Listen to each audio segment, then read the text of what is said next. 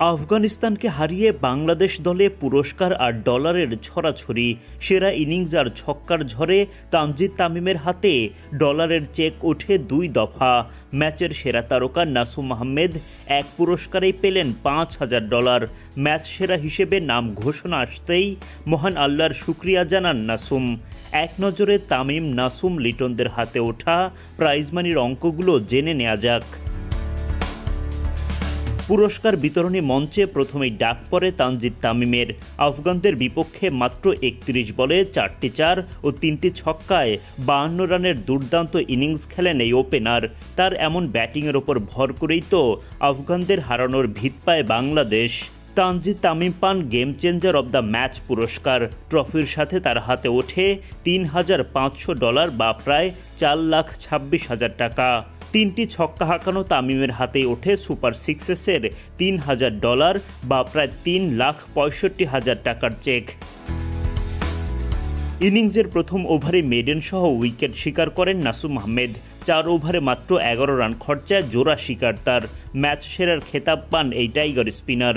সোনালী ট্রফির সাথে জেতেন $5,000 বা প্রায় $6,10,000। ম্যাচ সেরার পুরস্কার হাতে নাসুম বলেন, নতুন বলে বল করতে আমি সব সময় পছন্দ করি।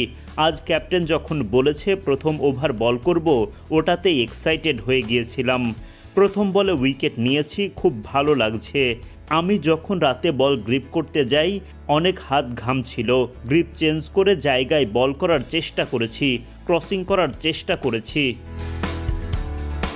ব্যক্তিগত ক্যাটাগরির বাইরেও দল হিসেবে মোটা অঙ্কের পুরস্কার পেয়েছে বাংলাদেশ দল। এবারের এশিয়া কাপের গ্রুপ পর্বে ম্যাচ জিতলেই পাওয়া যাচ্ছে $15,000 চেক। দলের পক্ষ থেকে $15,000 বা প্রায় $18,27,000 চেক গ্রহণ করেন অধিনায়ক লিটন দাস। স্বস্তির জয় তুলে সতীর্থদের প্রশংসায় ভাসান টাইগার কাপ্তান।